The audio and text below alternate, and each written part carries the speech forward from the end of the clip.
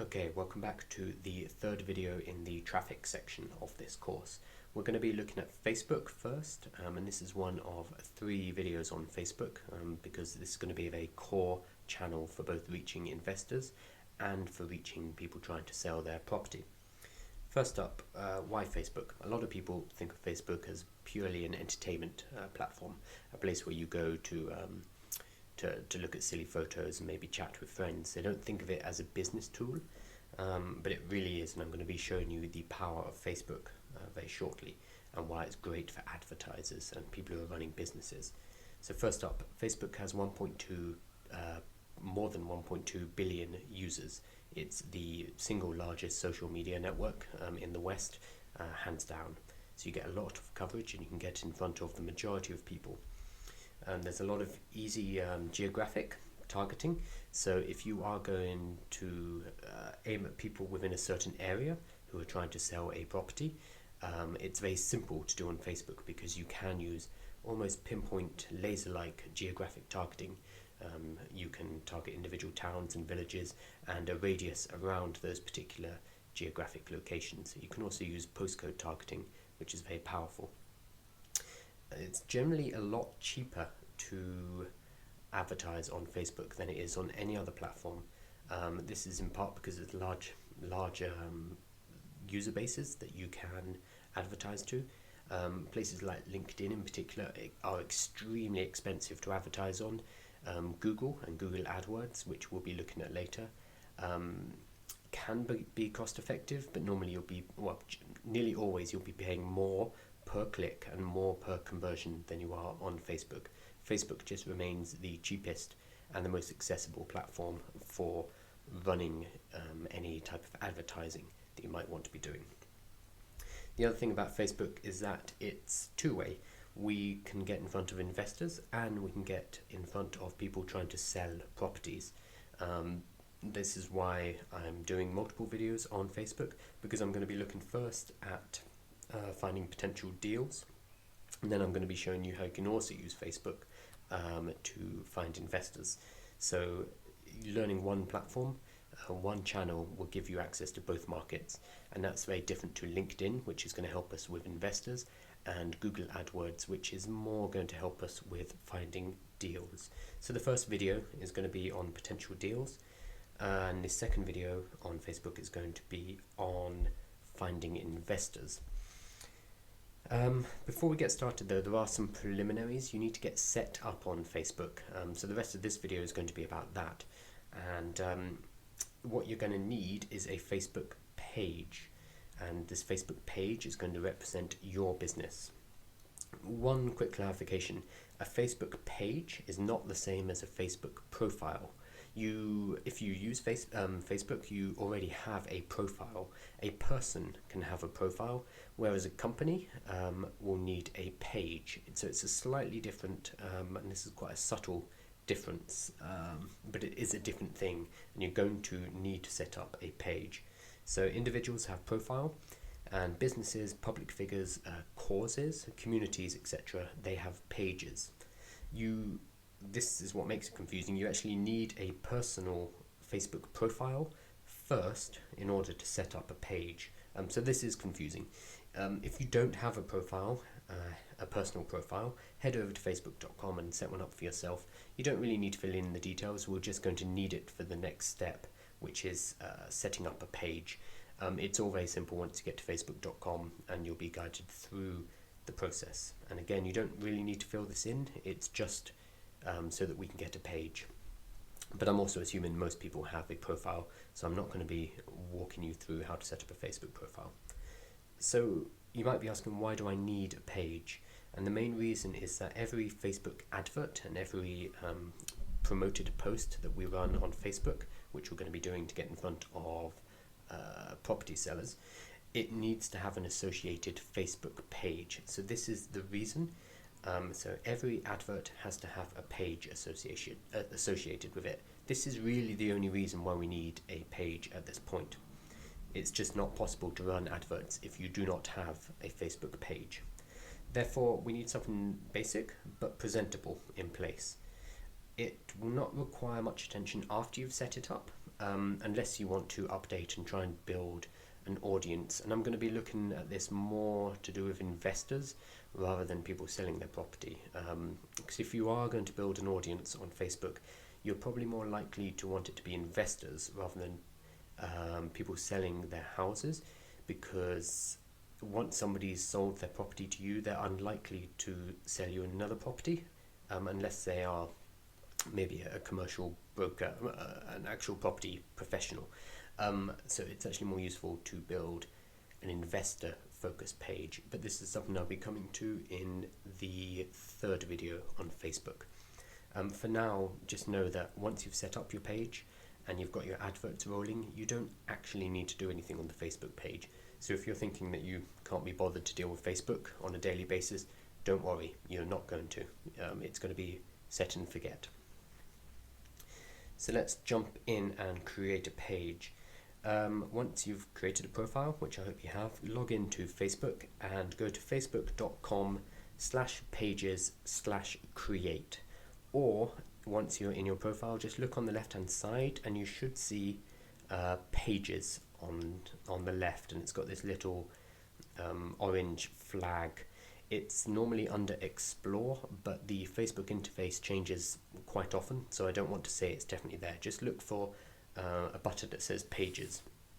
And once you are in there, look at the top bar and you'll see this top suggestions, invites, liked pages, your pages, and on the far right, create pages.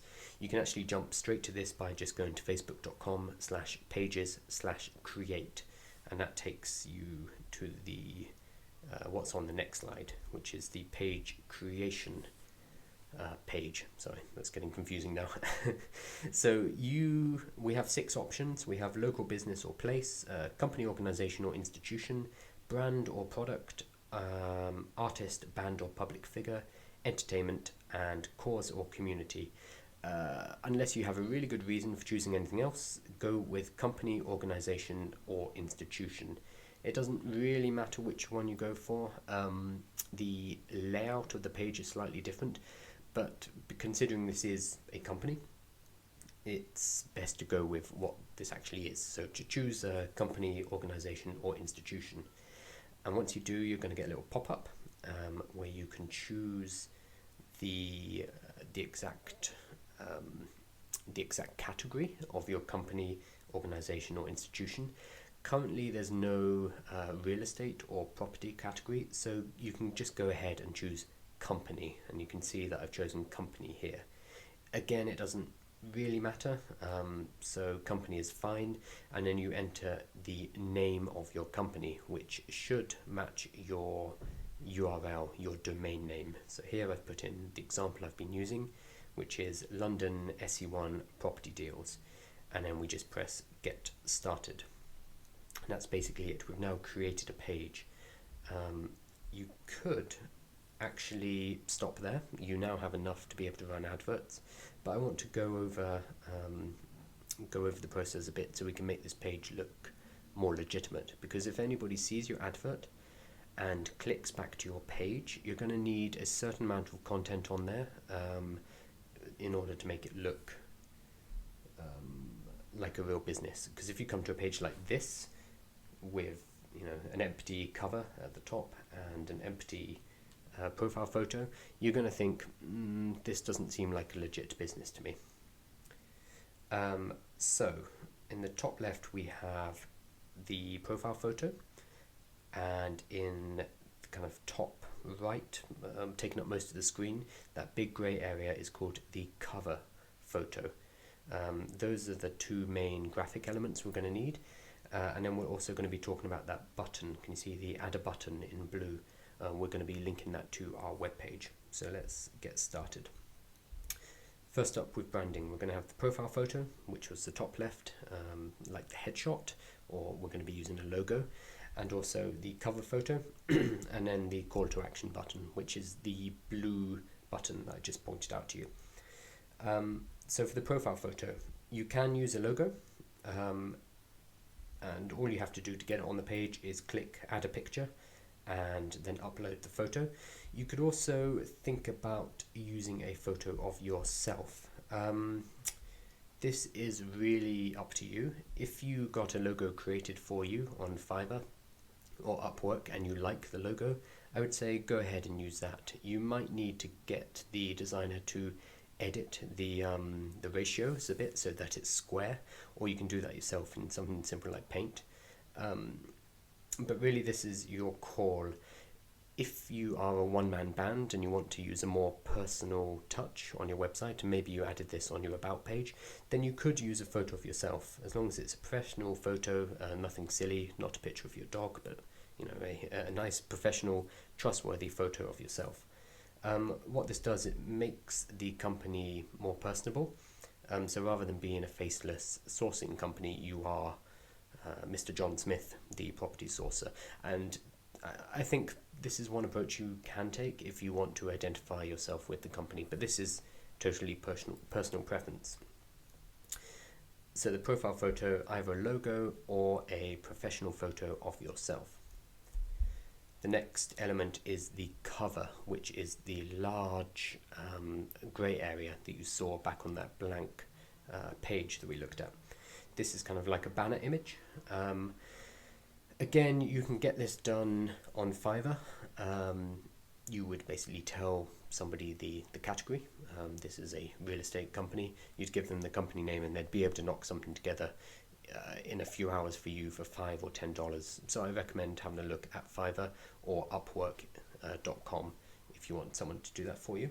But if you want to save some money, you can actually do it on Canva.com. And this is a picture of Canva on the bottom. Canva is a really useful graphics tool where you can basically drag and drop and use professional images and professional typography and logos in order to create your own graphics online, and it's very fast and easy to do. So this is what Canva looks like, and if once you log into Canva, you would go to More on the far right, and then can you see at the bottom there is Facebook cover. So this is a predefined graphic which will exactly fit the Facebook cover. So this makes life a lot easier. I'm just going to quickly run you through what this would look like. So this is Canva once I'm logged in.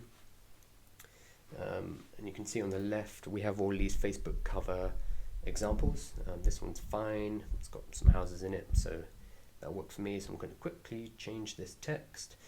You can see at the top there we can change, yeah, here we go, so font size, it's too small, yep, something like that.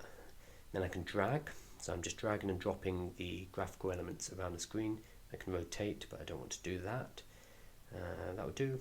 And then quickly change this to, sorry, London SE, nope. So this is going to be my website, and that's far too large, so let's get that smaller, and then drag this out, there we go. And then I'm going to change this into some kind of tagline. Sell your house. Sorry, it's hard to talk and type. Here we go. Cash buyers. Yeah, okay, that would do fine. And then I can just drag and drop these images from the left, and at the top there's a search bar, so you can look up, well, I've looked up London here. Maybe that's not, no, that's not good. And you can see a lot of these photos cost $1, but there's also free photos, and the free photos are normally fine as well, or you can drag and drop your own. I'm going to try London Street. No. And there are thousands and thousands of photos on here, so you'll be able to find something. There we go, that's More London near Tower Bridge. It's not quite right though. What's that, Regent Street? Yeah, that would do. So I'm going to click download, and that's basically going to download to my computer now, and then I can upload it to Facebook in the same way that I uploaded my profile photo. So now I have, there we go, I now have a professionally designed Facebook cover that I got together in, well, 2 minutes there I think it took, and that was because I was fussing over the photo. If you have a photo, or you can find a photo quicker, it will only take you 30 seconds or a minute. So that's a very fast, easy way to do it. Again, though, you can use Fiverr or Upwork if you prefer somebody else to do it and to do a professional job for you. Okay, the last element here, that's already on screen, is the call to action button. And you can see I've added my my cover photo, and that looks fine. As you saw, it only took 2 minutes, but that's fine for now. So this add a button, I'm going to click there, and this menu pops up. I'm going to go with, there's a couple of options here, but I want to get in touch. So if I'm more phone based and I want people calling me, I might click call now, and then I can add a telephone number, a business telephone number, or more likely, and I use this maybe 90% of the time, I'm going to choose get in touch, sign up. And that's going to allow me to enter my website address, and then whenever people click that button on my Facebook page, they're taken directly to the homepage of my website. So that works very well, and that's just a way of getting people from Facebook onto your website. Most people are not going to be coming through this button. They're going to be coming directly through the advertising, which I'll be showing you in the next video. But this is a nice extra way for people to find your website. So, and it takes 10 seconds, so you might as well. And then additional details. If you look on the left hand side of your screen, or it might be under settings, page settings, again Facebook changes its interface quite a lot.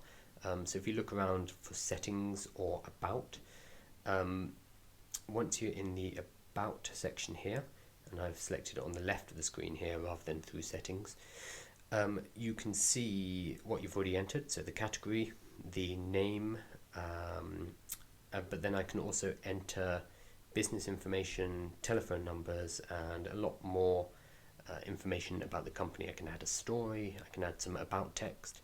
This is all optional. The more you fill in, the more complete your profile will look, and again, the more legitimate your business will look. And this takes a few seconds. For the most part, I would generally just copy text off the website that we've set up, and that will do. That would be perfectly fine, and it's also more consistent when people go from your Facebook page to the website. Speaking of legitimacy, and this is entirely optional, this is a grey area, but I'm going to discuss it anyway because it is important. Whenever you see a business on Facebook that has, let's say, 10 followers or maybe even 100 followers, they don't look very legitimate. They look a bit amateur. And because you are a property sourcing business, you need to look very legitimate and very professional as quickly as possible. What you can do, and I do this for a lot of client websites, is you can purchase followers. You can add Facebook likes and Facebook fans to your website. The one I generally use for UK likes is getsomelikes.co.uk. You can add about 1,000 fans for £15, which is a very good investment. The reason you want to do this is when your advert pops up in the timeline of potential home sellers, in some advert formats they're going to be able to see how many people follow you, and if they see that 1,000 people or 10,000 people or 100,000 people follow you, they're much more likely to think, okay, this is the real deal, this is a legitimate business. Of course you are a legitimate business, but when you have that initial awkward period where you have 10 people who like you on Facebook, that sends a very negative signal. So we just need to get through that awkward period, and purchasing followers is one way to do it. This is entirely optional, but I find it tends to speed up the process a bit, and it's very cost effective. It's also something that most businesses and most brands actually do. It's very common practice, so you're not alone, and you won't get anything shut down. It's very safe. The other thing you want to do for legitimacy is maybe find and post some content to your Facebook page. This just makes it feel lived in.